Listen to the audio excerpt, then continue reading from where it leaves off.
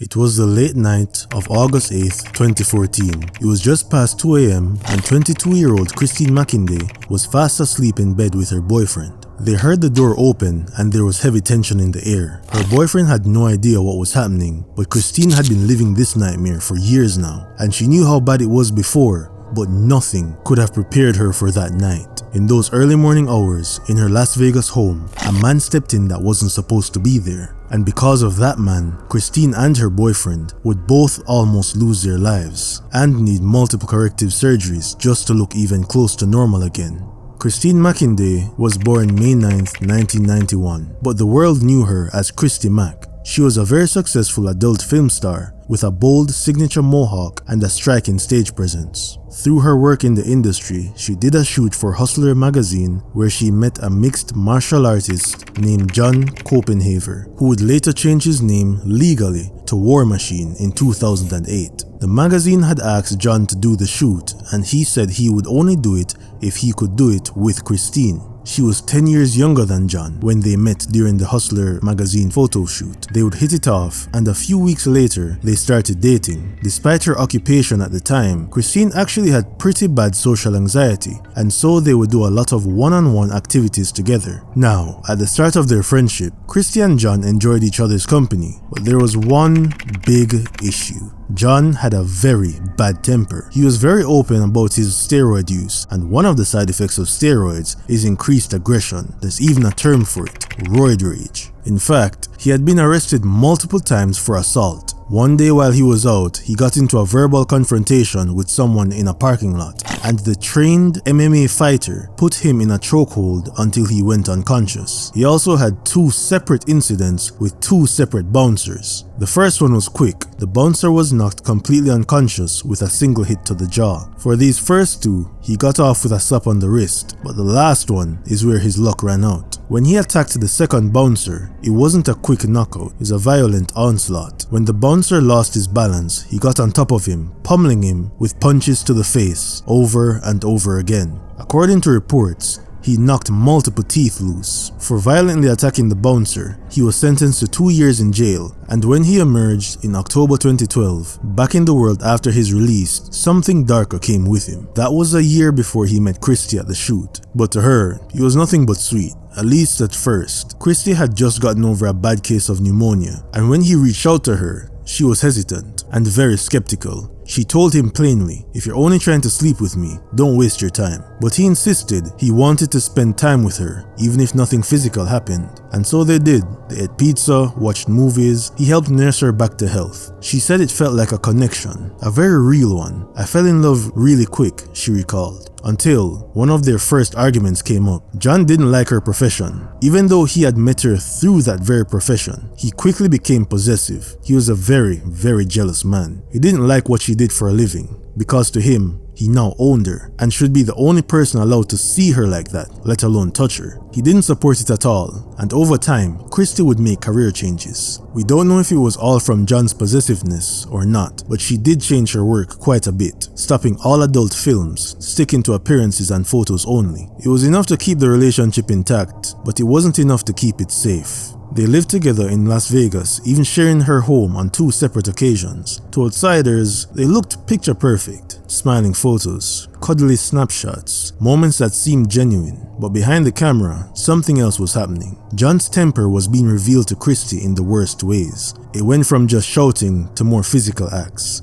According to how Christy described it at the time, at first it was just a slap across the face, then it escalated all the way to each time she would hide Jon's behavior from the world, but we'll get into part of the reasoning for that later. One of the worst incidents from Christy's recollection was one night when they were in the car. Jon's temper flared and he began attacking her in the car. When they pulled up to a red light, she figured that was her only chance to get out. She unbuckled her seatbelt, but when she tried to escape, he grabbed her by the hair and pulled her back in. He slammed her face into the dashboard, chipping her tooth. Then he bit deep into her chin. Once she was subdued again, he drove off-road and proceeded to drag her out of the car into the nearby desert. And then he told her he had to kill her and bury her in the desert because people saw her trying to escape, and she completely believed him. As fortunately as it could be in this horrible situation, she survived another night. He brought her home and continued another part of the cycle, love bombing. Love bombing is when someone basically tries to drown you in excessive affection in an attempt to get what they want out of you. It's used a lot to cover up when a partner is toxic or abusive,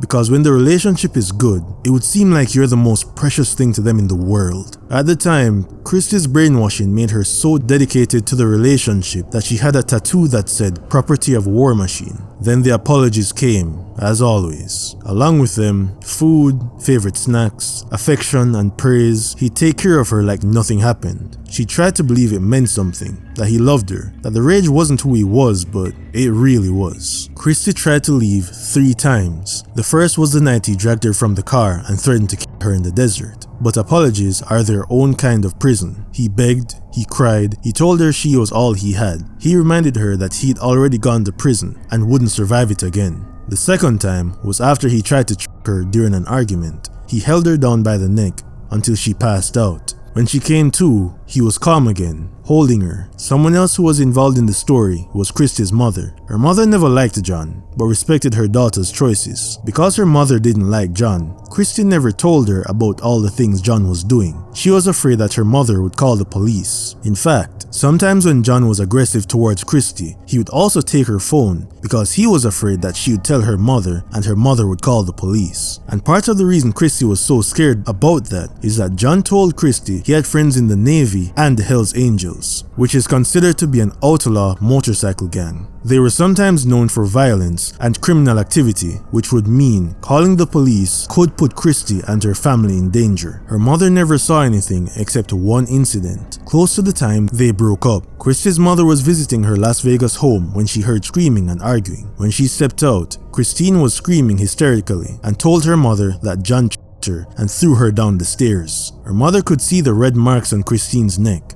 By that time, Jon was in another room, packing his suitcase, shoving things in there, but what he was muttering disturbed her mother. He just kept repeating, "I'm going to kill you," over and over again. Christy and Jon separated, and she tried her best to move on with her life. Things were going well for her. She had even met a guy named Corey, and they started dating. Corey was spending the night while they enjoyed each other's company. But that night, Jon made his way to the Las Vegas home of his ex-girlfriend with the key he still had in his possession. At 2 a.m., he entered the home and saw Christy with her current boyfriend Corey. Christy froze because he shouldn't have been there. This was in her house very early in the morning. Christy later described him as having a look in his eyes like I'd never seen before, but she knew him intimately. She had tried to leave that behind, but it followed her. He walked in, saw Christy with Corey, and he flew into a type of blind rage. Something snapped. The man who once posed beside her in photos, who shared her bed, who told her she was his world, turned into something else entirely. War Machine lunged at Corey first. Jon was a trained fighter, so Corey barely had any time to react.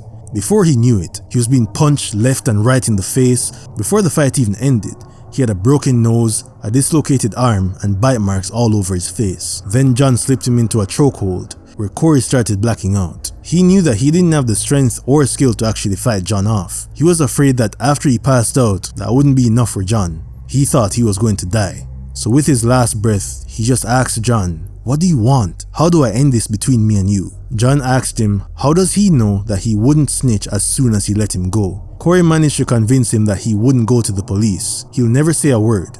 And he didn't. According to reports after the fact, Corey thought this was between him and Jon. All of the anger, frustration, and violence was aimed towards him because Jon loved Christy. In his head, once Corey left, they would work things out and reconcile. Or at most, they would have had a shouting match, then it would fizzle out on its own. He couldn't imagine hitting a woman. So in his head, the monster that almost killed him wouldn't use that same strength on someone he claims he loved. But he was very, very wrong. Christy was alone now. War Machine turned to her. She tried to run to the bathroom to lock herself in, but eventually Jon got in.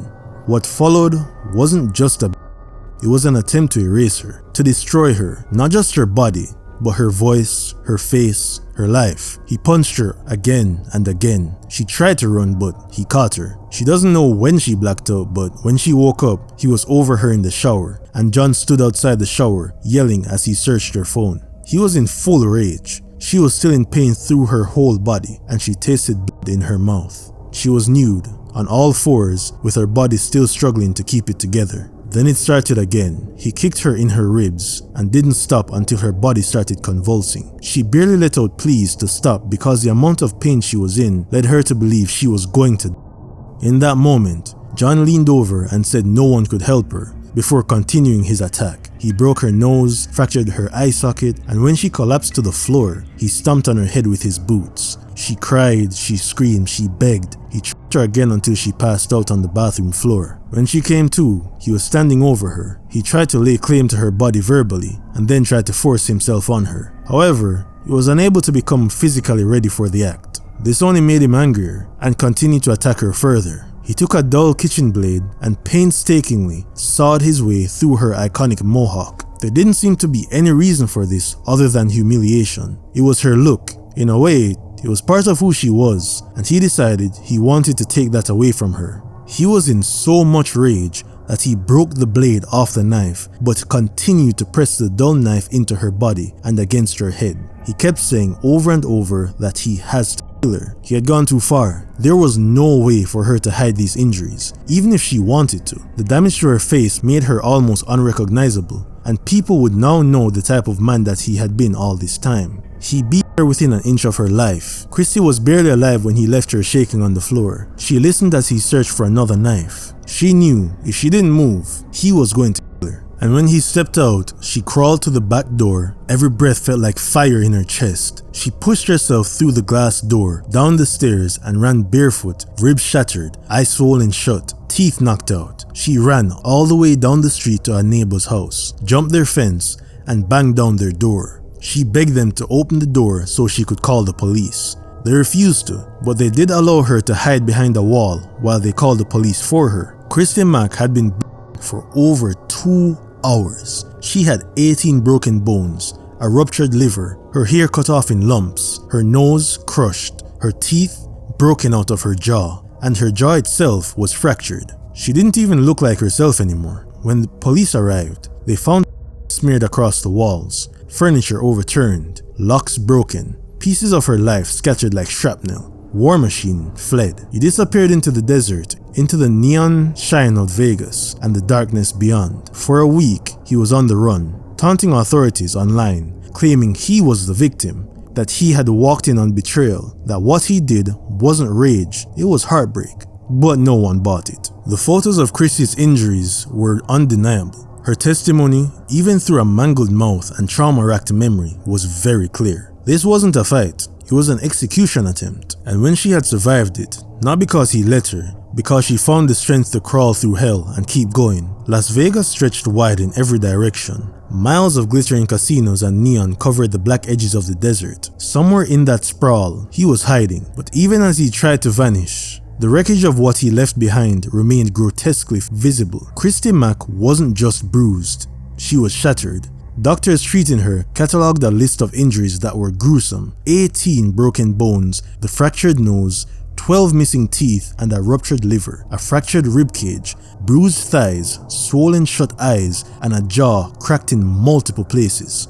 She had her hair ripped out from her scalp, multiple bruises across her entire body, and her face was left so battered that even her close friends could barely recognize her. Her liver was in such bad shape that the doctors decided not to operate on her face because they feared she couldn't even handle the anesthesia. She had to have reconstructive surgery, including veneers for her missing teeth, just to piece her face back together again. And the worst of all, he said he loved her. That was the most haunting thing. He said it as he hit her, as he screamed, as he stomped on her. She had loved him once, or tried to, but on August 15, 2014, he was captured in Simi Valley, California, hiding out in a motel room with a small arsenal of weapons and a fake ID. Local MMA fighter wanted for a vicious attack on his ex-girlfriend is behind bars tonight. The manhunt for War Machine involved Dog the Bounty Hunter.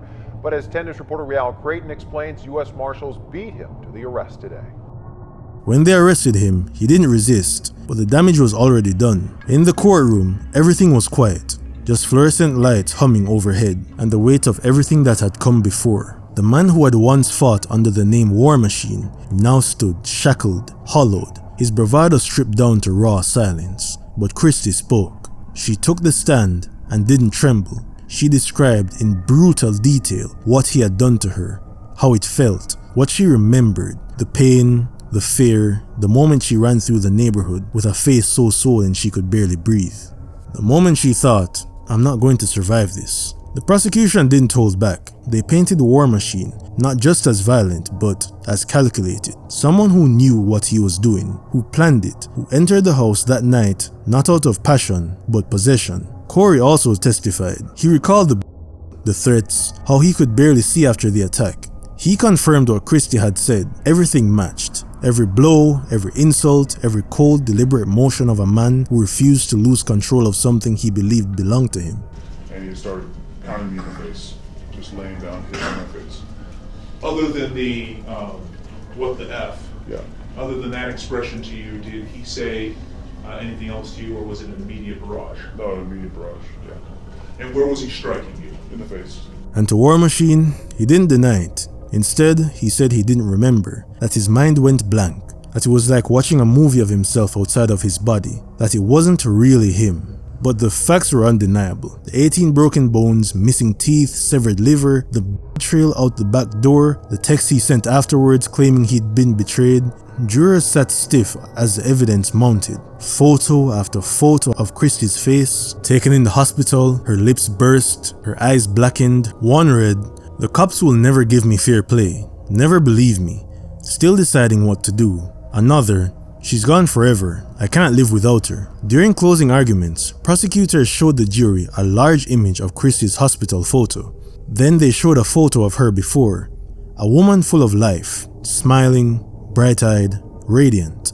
The trial lasted 2 weeks. The jury deliberated for 7 hours, and then the verdict came down, guilty, on 29 of 34 charges. These included kidnapping, essay, battery with intent to commit essay, coercion, and attempted. When the judge read the verdict, War Machine didn't speak, he didn't cry.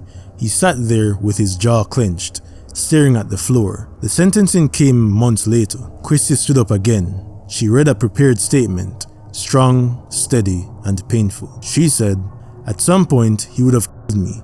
That's not being dramatic. That's not an exaggeration. That's the truth. He told me he was going to kill me, and I believed him." She described how her life had changed, not just physically, but mentally. The PTSD, the panic attacks, the scars that would never fade even after surgery. How she was forced to change her home, her work, her body, and her mind to feel safe again. Days after the surgery, she couldn't even look at the mirror properly. The face didn't look familiar. Then the judge delivered the sentence. Life in prison with the possibility of parole after 36 years. War Machine would be 71 years old before he could even apply for release. And even then, freedom would never look the same. The courtroom was still. Christy didn't look at him. He didn't look at her. The damage had been done long before the gavel fell. But in that room, the cycle had finally been broken. There would be no more running, no more apologies, just a man in a prison suit and a woman who had lived. After everything, Christy Mack didn't disappear. In the aftermath of the trial, Christy began speaking publicly about domestic violence, about power and the invisible machinery that enabled abusers to thrive. She spoke about how easy it was to excuse him, how people laughed along with his early rage, how the system let him go until one day he didn't stop. She started with social media, her own platforms, her own voice. She posted photos of her injuries, her bruises, her healing, not to shock, but to confront, to remind people that this is what it looks like when someone tells you, "I'm fine." She talked about the manipulation, the way he turned tears into guilt, how he made her question her memory, her judgment, her reality, how in public he was charming and protective, but at home, his hands did all the talking. She remembered the way her ribs felt when she tried to breathe, the taste of. But speaking out didn't come without a cost. There were people who called her a liar, who accused her of ruining his life, who claimed she provoked him, or deserved it, or exaggerated it for attention, or even liked it like that because of her profession. Strangers flooded her inbox, hateful messages, threats. Some said they'd do the same to her, but she kept talking. She became a face for survivors, not because she wanted to, but because people needed one. She began working with advocacy groups, sharing her story at events, mentoring women who didn't think they'd live to see another day. Almost 200 pounds, twice her size. There is never a good reason, ever. Nothing that woman did and nothing that this man did could ever make it okay for him to do what you see in this picture.